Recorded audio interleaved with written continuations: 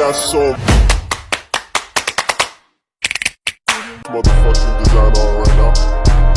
Bring it down, bring it back, make it clap. I got 3 old thoughts, new guap, bitches on my line, and you know they come straight. No stop, what it not, 45. Halo teman-teman, sebelum mendalami materi tentang pengambilan keputusan dalam kepemimpinan, di sini saya akan menjelaskan sedikit tentang pengambilan keputusan dalam kepemimpinan di bidang kesehatan masyarakat. Nah, pengambilan keputusan dalam kepemimpinan di bidang kesehatan masyarakat adalah suatu proses penting yang dilakukan untuk menyelesaikan masalah secara cepat dan tepat. Seorang pemimpin harus menggunakan data dan informasi yang ada, mendengar masukan dari berbagai pihak, dan mempertimbangkan kebutuhan dan kondisi masyarakat.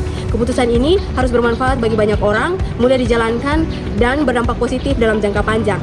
Pemimpin harus bekerja sama dengan tim dan berbagai instansi agar program kesehatan ini berjalan secara baik dan memperoleh hasil yang maksimal.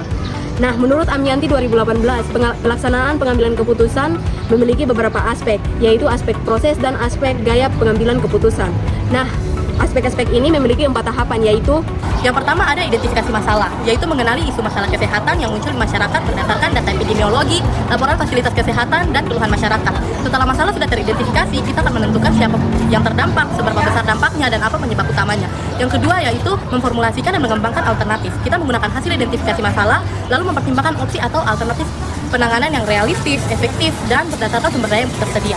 Yang ketiga yaitu implementasi keputusan. Setelah kita sudah mendapatkan alternatif keputusan terbaik, kita akan langsung menerapkan di lapangan. Dan yang terakhir, evaluasi keputusan. Bertujuan untuk menilai keberhasilan program berdasarkan analisis hasil, efektivitas intervensi, serta kebutuhan akan perbaikan atau penyesuaian akan keberlanjutan program kesehatan masyarakat. Jadi teman-teman, di dalam gaya pengambilan keputusan ada 4. Yang pertama direktif, yaitu toleransi ambiguitas rendah dan mencari rasionalitas, mengambil keputusan secara cepat dan berorientasi jangka pendek. Tipe ini kurang suka hal yang tidak jelas dan lebih suka mengambil keputusan dengan cepat. Yang kedua, ada analitik, yaitu toleransi ambiguitas tinggi dan mencari rasionalitas, mengambil keputusan dengan cepat, dengan cermat, dan bisa menyesuaikan diri dengan situasi baru. Tipe ini bisa menerima ketidakjelasan dengan baik dan suka memikirkan keputusan secara detail. Konseptual, yaitu toleransi tinggi dan intuitif. Berorientasi jangka panjang, seringkali menekan solusi kreatif atas masalah. Tipe ini juga nyaman dengan ketidakjelasan dan mengandalkan insting. Mereka suka memikirkan solusi kreatif dan fokus pada tujuan jangka panjang. Kalau behavioral, yaitu toleransi rendah dan intuitif, mencoba menghindari konflik dan mengupayakan penerimaan. Tipe ini kurang suka dengan ketidakjelasan dan cenderung mengikuti perasaan. Mereka berusaha menghindari pertentangan dan ingin keputusan diterima oleh semua orang. tantangan dalam pengambilan keputusan organisasi. A.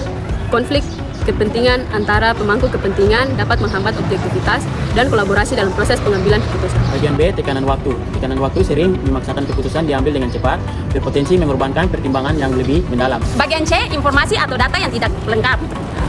Juga menjadi kendala karena tanpa data yang memadai, keputusan yang diambil cenderung tidak optimal. Untuk mengatasi tantangan ini, organisasi perlu mengembangkan strategi berikut ini. Yang pertama, menggunakan data yang dianalisis secara tepat. Selain itu, alat analisis seperti SWOT dan pohon keputusan sangat membantu untuk menentukan alternatif keputusan. Yang kedua, menciptakan lingkungan kolaboratif yang mendorong komunikasi terbuka, memungkinkan untuk anggota tim berbagi pandangan dan pengalaman yang berujung pada keputusan yang lebih berkualitas. Ketiga, pengembangan keterampilan berpikir kritis sangat penting karena memungkinkan setiap anggota organisasi untuk mengevaluasi informasi secara objektif dan menghasilkan solusi dan inovatif. Yang keempat, membentuk tim dengan berbagai latar belakang keahlian dalam memperkaya sudut pandang dengan meningkatkan kreativitas dengan proses pengambilan keputusan. Nah, itu dia teman-teman, dengan kepemimpinan yang baik, maka akan meningkatkan kualitas pengambilan keputusan dan lebih efektif dalam mencapai tujuan dalam organisasi. Sekian!